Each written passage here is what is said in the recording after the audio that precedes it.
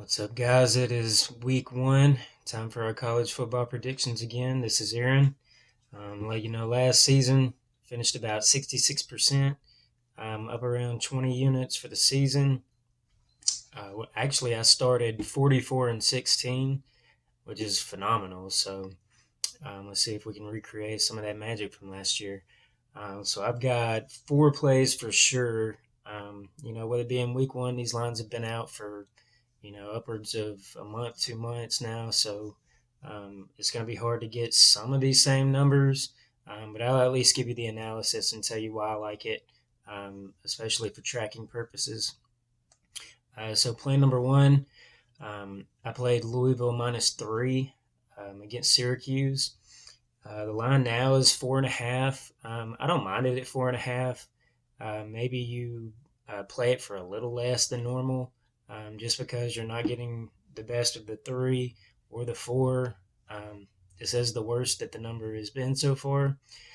But Louisville, if you go back and watch the game against Syracuse last year, there's really just a talent advantage for Louisville on both sides of the ball. They bring back Malik Cunningham at quarterback. He's a very good runner. He's a good thrower. He's sort of like a Lamar Jackson out there at quarterback. They did lose three receivers. One went to Alabama. But, talent-wise, they just bring back enough, especially against Syracuse, that I think that they can control both sides of the ball in the line of scrimmage. Syracuse does play really good defense. And, in this game last year, you can just see, though, the quarterback position, that's not really solidified. They use Garrett Schrader. He came from Mississippi State. He's just not a great passer. Their pass offense is not very good. So when they need to throw the ball to get back in the game, they really can't do it. So if Louisville gets a couple touchdown lead, a 17-point lead or more, it's going to be really hard for Syracuse to alter that run first offense to try to get back in the game. The field goal kicking wasn't that great either. So Syracuse is going to have to put touchdowns on the board. And, especially if you're not able to throw the ball that well, when you get into the red zone, it's just really hard to have to run the ball almost every single play, or just dink and dunk up and down the field. That takes time off the clock. So we're going to take Louisville -3. This number is now 4.5. I would still play it up to 4.5.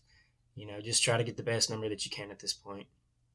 The second game is going to be Tulsa. I got it at -3. It opened at -1, and I was hoping just to get money line. All they have to do is win. Now it's up to -6. So I would probably just stay off of it at this point. You're getting the worst of the number. It's moved a lot, almost a touchdown. These numbers like this tend to fall but when there's a big move, they tend to fall between where it opened and where it ended. I've been looking to fade Wyoming. I'm going to try to fade them as much as I can this year. They lost Xavier Ballade at running back. They lost, their quarterbacks weren't very good, but they did lose both of them. They brought in Peasley from Utah State. He's kind of serviceable, but that's about it. And you could see last week, he completed, I can't remember what it was, but he completed like 30% of his passes, 30 yards passing against Illinois. Illinois is, decent on defense. It's a Big Ten defense, but they're not an elite defense that you can't throw for some yards against. Phil Steele actually has this pass offense at 80 yards per game. That's not going to be good enough. Pretty much any defense you go against can just load the box and keep you from throwing the ball, or keep you from running the ball and make you throw the ball and do something you don't want to do.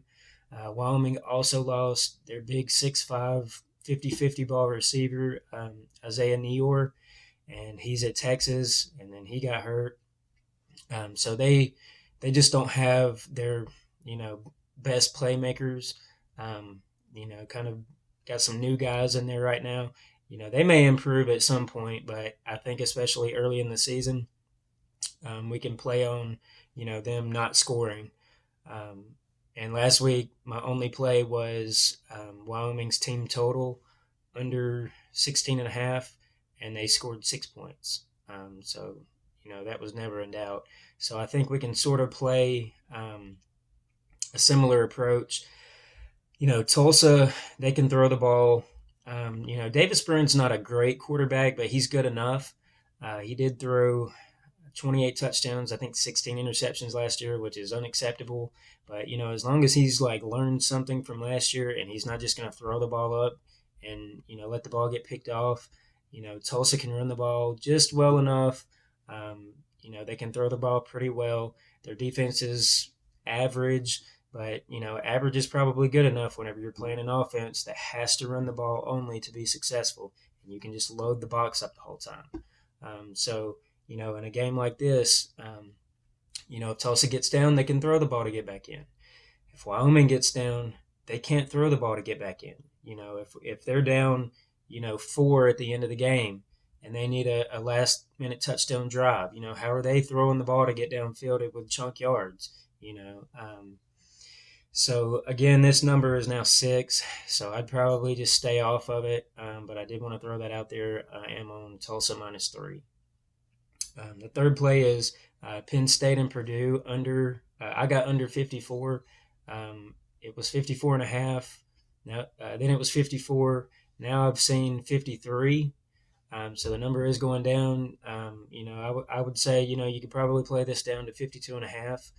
Just get the best number that you can get right now. Get a 53 if they've got it, because you're kind of crossing where some of these key final scores are. Like your 28-24, 28-27, 31-21, those type scores. You're getting into that territory now. I do think this is going to be a close game. I like to play under early in the season with these like game 1 conference games. They don't necessarily want to show everything game 1, but this is also a conference game, so you kind of play that close to the vest. They know each other really well. Last season, Purdue played a lot of lower scoring games, especially against teams that are really not like super explosive. They could contain that, and they're not a good running team. So it's kind of hard to set that pass up when you don't have a great rushing attack. And Penn State's the same way. The rushing attack was just kind of average. So it's kind of hard just to keep setting up, your big explosive pass plays. So that's why you get some of these dink and dunks, the quarterback scrambles or, 2 or 3 yards a pop in the running game. And both defenses are pretty good. I think Penn State's defense is going to be really good this year. So I went under 54. It's like 53 now. You can still probably play it to 52.5. So the fourth one I've got, this will be the last one. This is Georgia Tech's team total under. So I saw this from as soon as I saw the schedule a couple of months ago. So we know that Georgia Tech went from that triple option to more of a spread pro style type offense where they want to throw the ball a little more. They're just not very good at it. So this game last year, Georgia Tech scored 8 points all game. Now they did have to play their backup quarterback who had experience. He wasn't just like some random quarterback. But Jeff Sims was hurt. He's a much better runner than thrower, but he's willing to take those chances downfield. Those are the kind of passes that Clemson picks off or knocks down. Clemson's not the type of team where you just, against a North Carolina or, Virginia or somebody like that, where you just throw one up and their defensive backs are probably not good enough to make that play. Well, Clemson is. So with Georgia Tech being predicated on running the ball, that's where Clemson's strength is going to be right now in that front seven, especially on the defensive line. This is a team that's getting sacks. They're going to get tackles for loss. They're really going to stop you from being able to run the ball for 4 and 5 yards at a time. They're going to limit the explosive plays. I don't want to have to worry about what Clemson's going to do on offense, just in case they're actually not that good. I don't want to have to win by 3+ touchdowns. But what I can narrow down here is that Georgia Tech's going to have to run to be successful, and that's exactly what Clemson is prepared to stop. Phil still has them allowing 16 points a game and 61 yards rushing for the year. And you got teams like, NC State, Miami, Notre Dame, like all the ACC teams that are on the schedule that Clemson has to play. and Phil Steele's got them still giving up 16 points per game and only 61 on the ground. So, if Georgia Tech's only got, 60, 70, 80 rushing yards in this game, that's not going to be good enough. And with these team totals, sometimes they can go over on accident just with some wacky plays that can happen. But I think it's going to be really hard for Georgia Tech to score if they get in like field goal range or red zone. They're going to have to either settle for field goals or go for it on fourth down. So I saw the team total at 13.5 right now. I would take that under 13.5. I wouldn't take it any lower than that. All right, so that's 4 plays that I'm looking at. Follow me on Twitter. I put it in the comments. So, I might add a few more plays as usual. You want to be able to get those. So, follow me on Twitter, and if I have anything added, you'll get it.